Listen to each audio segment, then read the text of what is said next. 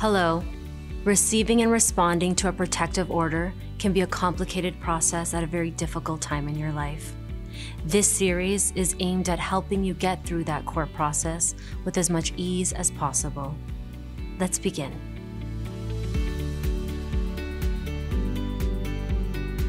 This video looks at the court process for the alleged abuser or the respondent.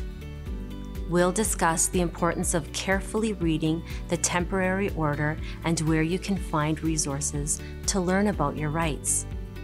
We'll also explain what happens at a hearing and the choice you'll be asked to make, whether to consent or agree to the entry of an order, or to contest or challenge the order. The court grants protective orders to keep people safe from domestic violence. If you have been served with a temporary order, you may have a chance to tell the court what happened between you and the other person. Let's take a look at what the temporary protective order served on you entails.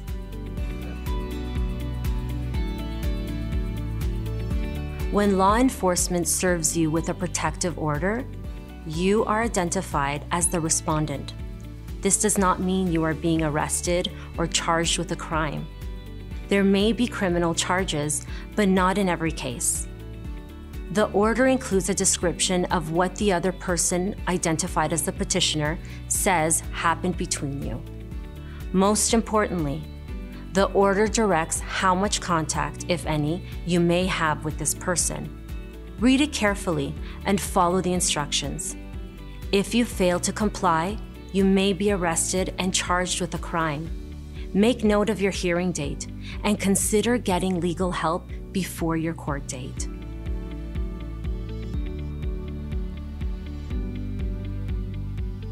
Protective orders can have serious consequences. This is not a criminal case, so you're not entitled to a public defender. A lawyer can explain your rights or represent you in court. Visit mdcourts.gov/tv to find legal resources. You can also speak to a lawyer for free when you call the Maryland Court Help Center at 410-260-1392. Those lawyers can't represent you, but they can give you legal advice and direct you to lawyer referral services. Whether you get legal help or not, you are expected to appear at the hearing.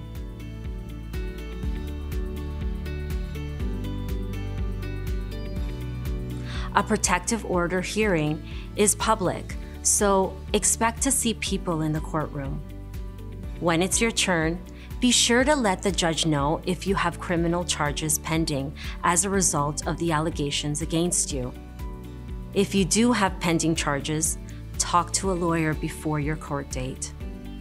At the beginning of your hearing, the judge will ask whether you want to agree to the order. The judge will probably use the word consent. You may also choose to challenge the order. Listen for the judge to use the word contest. Let me explain what those two words, consent and contest, mean in a protective order hearing.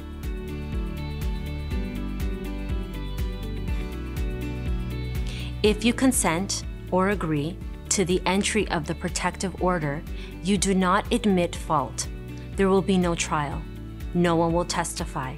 The final protective order will be entered against you for up to 1 year. During this time, you must obey the order, which will detail how much contact, if any, you're allowed to have with the other person. It will also include other terms, including information about having to surrender your firearms. When the protective order ends, you may ask the court to have the records kept private. Find a brochure about limiting access to protective order records at mdcourts.gov/tv. Your second option is to contest or challenge the order.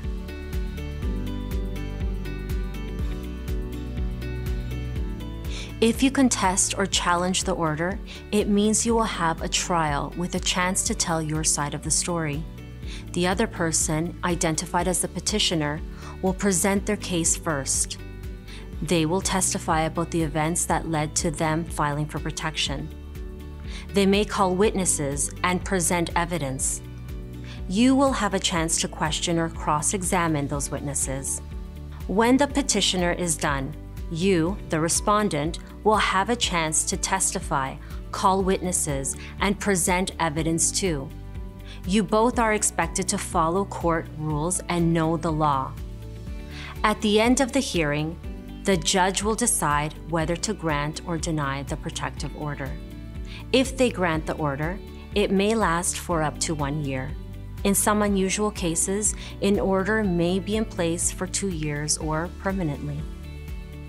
If the judge grants an order, you will be limited in your efforts to keep court records private after the order expires. That was a lot of information. Let's recap.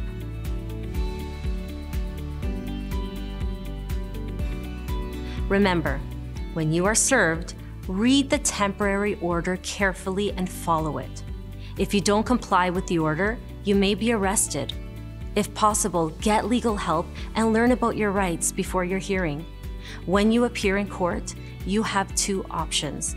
You may consent or agree to the entry of an order and have no trial, or you may contest or challenge the protective order and present your case to the judge. Keeping people safe from domestic violence is important. Visit mdcourts.gov/dv for more information.